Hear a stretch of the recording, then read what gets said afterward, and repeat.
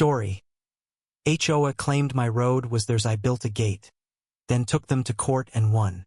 The dirt road to my house was my sanctuary, a quiet path lined with wildflowers I'd tended for years. It was mine, legally deeded when I bought the land a decade ago.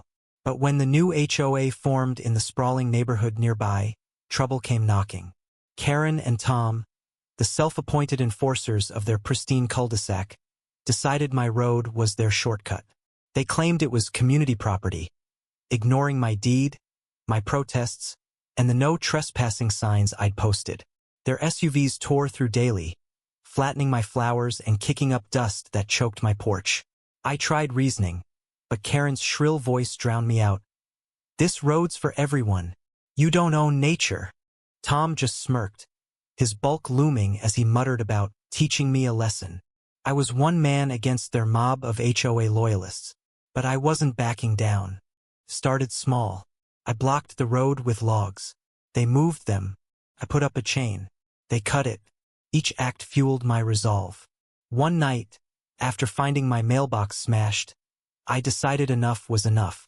I built a gate, solid oak, 8 feet tall, padlocked.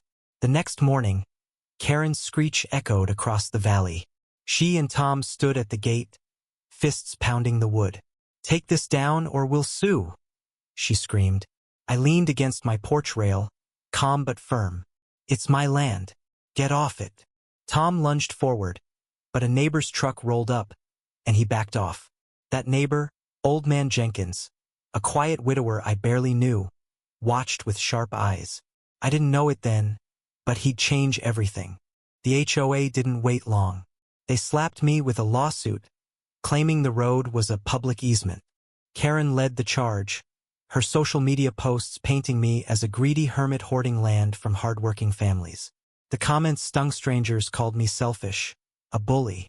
But I had my deed, my surveys, and a lawyer who smelled blood. In court, Karen's smugness faltered as my lawyer presented decades-old records proving the road was private. Tom's temper flared. He shouted about community rights, earning a judge's warning. Then came the twist. Jenkins took the stand. I hadn't asked him to. He'd volunteered. At 78, he spoke with a gravelly voice, holding up a yellowed map from 1960. "This road's been private since my daddy sold the land," he said. "I sold it to his folks." The courtroom buzzed. Jenkins had owned my land? Why hadn't he said anything? His testimony crushed the HOA's case. The judge ruled in my favor, ordering them to pay my legal fees. I'd won, but at what cost? The gate stayed up.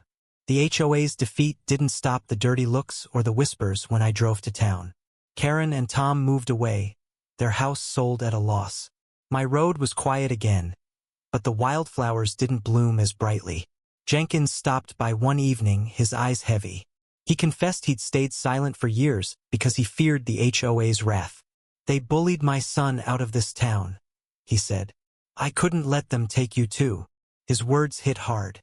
I'd fought for my land, but others had lost more.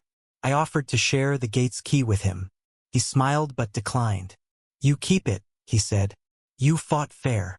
Months later, I found Jenkins' truck empty by the road. He'd passed quietly, alone.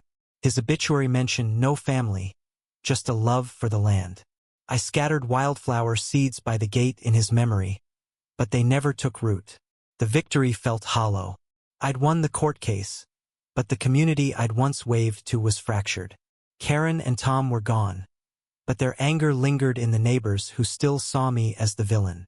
The road was mine, but it led to a lonelier place than I'd expected. What do you think? Was my fight for my land worth the cost, or did justice come at too high a price for the community?